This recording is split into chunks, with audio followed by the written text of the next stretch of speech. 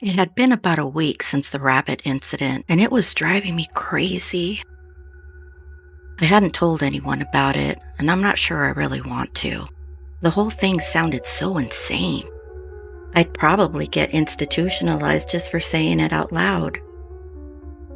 The only bit of relief I got was when a detective came by to tell me there was a full investigation into the woman that bit me, but that was later extinguished by the end of our conversation. Her name was Jennifer Langston, 32 years old, single with no children, and apparently lived only 4 blocks away from me. According to the detective I spoke with, she'd been stalking me for a few days before she attacked me, and as if that weren't enough, the detective showed me pictures on her phone. There were pictures of me, and even more disturbing, there were pictures of inside my own home. She had actually been inside my house. She had pictures of my bedroom, living room, and kitchen. I couldn't believe she had been in my home, the place where I'm supposed to feel safest. But why? Why was she stalking me? Unfortunately, no one could answer that question for me. Knowing that someone had been stalking me, and the fact that this freak had been inside my home, made everything so much worse. It was like rubbing salt into a fresh wound. I felt completely violated, and my first instinct was to pack up and move. As a matter of fact, I had started packing the minute the detective left, but soon realized it wasn't an option. Just the thought of her following me around made me incredibly paranoid. Every moment of the day, my mind and body were locked in flight or fight mode, resulting in a constant state of exhaustion. Every muscle stayed clenched with tension, silently screaming for release. Every sight, smell, and sound felt heightened, sharpened to warn my body of impending danger. The system was broken, though, because my brain interpreted everything as a threat. All day, every day was spent looking over my shoulder, praying I didn't see the same face twice. My nerves were completely fried.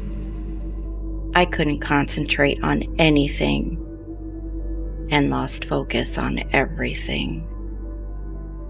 It was getting to the point where I was having trouble at work. I flipped out on a customer when he called me by name. I'm pretty sure the guy read my name tag, but at the moment, hearing someone I didn't know say my name sent an instant panic through my entire body, and I was ready to fight for my life. Home wasn't much better. If I wasn't imagining Jennifer peeping around corners or seeing imaginary rabbits, I was constantly eating. No matter how much I wolfed down, it was never enough. And just when I thought I couldn't take it anymore, I had another dream.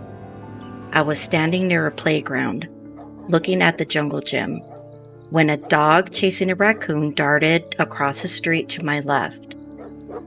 The sight of them sent this familiar feeling through me, that electric sensation, skipping across my skin again. And the next thing I knew, I was on the move. In the blink of an eye, I'd closed the distance and raced up behind them. As the raccoon scrambled up the tree, the dog stopped and I slammed into it at top speed. The last thing I heard was a horrifying yelp. Then I woke up. When I opened my eyes, I was covered in blood. And I was lying in my bathtub clutching a green dog collar that said Roscoe. As I stared at it, I noticed bits of skin and bloody fur caked under my fingernails. In that moment, the world around me faded away, and I was standing in complete darkness as the realization of what I had done hit me hard. I had apparently eaten someone's pet, and I couldn't handle it. I'd completely lost it. I actually started laughing like I was insane. Then I cried as the guilt started to burrow its way in deeper. I really tried hard to rationalize what was happening to me, but in the end, I just took a shower and decided to pretend it never happened. It was just easier that way. The next couple of days were rough. Anxiety and paranoia were turning my life inside out. Everywhere I went felt like somebody was watching me. It was horrible. By the time Friday rolled in, I was more than ready to go back to my group meeting at the community center. From the moment my shift was over, I was out of the building and in my car, headed straight for that community center. And I was one of the first people there. The group was a little smaller this week. Travis and Harold didn't show up, but a new girl named Allison joined in. Her ex-boyfriend tried to murder the guy she was with, and then tried to murder her before killing 6 other people and then going on the run. He was eventually found dead on a construction site somewhere in Detroit. To be completely honest, when it was my turn, I didn't tell them everything. I summed it up by telling them I was having nightmares. And when they heard about the stalking situation, they completely understood why. They gave me all sorts of good advice, but 2 things they suggested really stuck with me.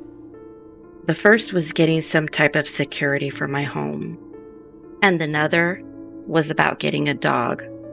But for obvious reasons, that was out of the question. But putting up cameras didn't seem like a bad idea. Another suggestion that was brought up was to get something that I could carry for protection. That conversation went in a bunch of different directions. We talked about everything from guns to knives to collapsible batons and brass knuckles. Ultimately, what it came down to was finding ways, any way, to make myself feel safe. When the meeting was over, I felt like there was hope. Like maybe this was all in my head, and that I could get it under control. The feeling lasted for exactly 3 blocks. As I came to a stop at a red light, I glanced into my rearview mirror and my heart dropped. Jennifer was in the back seat, screaming like a lunatic. I threw the car in park, undid my seatbelt, and opened the door and got out. It wasn't as graceful as it sounds. I fumbled my way through it and fell out of the car in the middle of the street. People on the sidewalk were staring, cars were honking, and all I could do was sit there looking like I'd gone insane. There was a battle going on in my head. My mind was screaming, "Get the hell out of there." But my body wasn't listening. It couldn't move. From the position on the ground, I could see Jennifer's bloody face looking down at me with her cold gray eyes. In that moment, everything around me slipped into a distorted haze, and time stood still.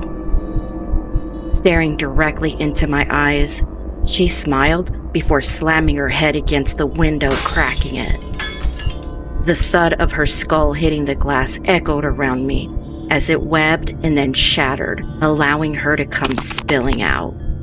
Pushing her way through the glass and landing with a wet smack, she immediately came scrambling towards me on her hands and knees. She was on me in a heartbeat, clawing at my legs. She climbed up my body till we were face to face. The second she was in position, her mouth opened, and out came this putrid wave of thick black liquid. It was cold, and it smelled like rotten meat, and it had the texture of snot, but worst of all, it was moving. A wave of rancid, acidic flavors and scents overpowered my senses as the blob vanished down my throat. Then my body started shaking. The sensation of movement felt strange and disconnected, like it was coming from outside of me. It took a second to realize it was because it was coming from outside of me. It was someone shaking me, trying to get my attention. As the reality slowly came back into focus, the sound of blaring horns and angry voices slowly filtered in. There was no Jennifer, no broken window, no blob. Just me and some homeless guy wearing a brown hoodie. He helped me up. His grip tightened uneasy, then tried to get me back into my car, but I refused. With my heart hammering, I snatched my arm away from him while stepping back. I just kept insisting that there was someone in the back seat. While doing his best to ignore the blaring horns of the traffic all around us, the old man peeped through the windows, leaned in closer, then shook his head. There was no combination of words anyone could have said to get me back into that car. After a few minutes of trying to convince me it was safe, his voice calm but strained, the old man threw up his hands and walked away. Eventually, the police pulled up. I didn't get into any trouble, but once they saw how distressed I was, my hands trembling, my breathing shallow, they called for the paramedics. I did what I could to explain what was happening, carefully choosing every word without mentioning dogs or rabbits, and it worked. The police were pretty nice about the whole thing. The medics, though, they were a different story. They weren't rude or anything, just cold and professional. But I did wind up in a 72-hour psychiatric hold, and worst of all, my car was towed. Aside from missing work and having my car impounded, it wasn't all that bad. 3 days of evaluations, medications, and lots of sleep. By the time I walked out of there, I was well rested and feeling like everything was going to get better. They even waived my fee at the impound, and my job actually paid me for the days I missed. For once, everything was good. After 4 days of no hallucinations or crazy dreams, I was feeling pretty great. Almost normal. So great, in fact, that one morning I decided to do something different. I took a walk. I hadn't planned on going very far, just enough to stretch my legs. I was going to stroll around the neighborhood, then come back and have breakfast. About 20 minutes in, I arrived at the park and immediately regretted it. The first thing I noticed was the playground. My stomach tightened. It was the one from my dream. The second thing I saw made my heart drop. There were missing flyers taped to nearly every light pole. One of them was a picture of a golden retriever named Roscoe. A cold wave washed over me and I instantly felt sick to my stomach. Flashbacks were flooding my mind, memories of stuffing fistfuls of bloody flesh into my mouth, and my stomach lurched. I ran to the nearest trash can and puked my guts out. As I wiped my mouth, a scent hit me, strong and overpowering, but impossible to place. I'd never smelled anything like it, and it made me hungry, painfully hungry. Trying to shake it off, I glanced around and noticed a woman pushing a stroller while talking on her phone. She was coming in my direction, and as she got closer, the smell got stronger, thickening in the air. My initial thought was it had to be her perfume, heavy and mouth-watering. But when she passed me, I found out how wrong I was. It wasn't perfume, and it wasn't coming from her. The smell was the stroller, or rather what was in the stroller. A baby boy. A wave of horrible images flooded my mind, violent and intrusive. If there had been anything left in my stomach, I would have hurled it all over again. Mortified by what was going on in my head, ashamed and terrified, I turned and ran away. The further I got from them, the better I felt. When I got home, I locked myself in, then nervously paced around. My thoughts were spiraling all over the place, trying to make it make sense. But nothing worked. No matter how hard I tried to explain it to myself, I couldn't get the images of fresh flesh out of my mind. Dogs and rabbits were one thing, horrible enough. But a kid? A human kid? That was something completely different. I was so rattled by the whole thing, I took my bottle of vodka out of the freezer and drank it till I passed out. I woke up a few hours later to the sound of someone banging on my front door, hard and insistent. Groggy and discombobulated, I staggered over and opened it, only to see 2 police officers standing there.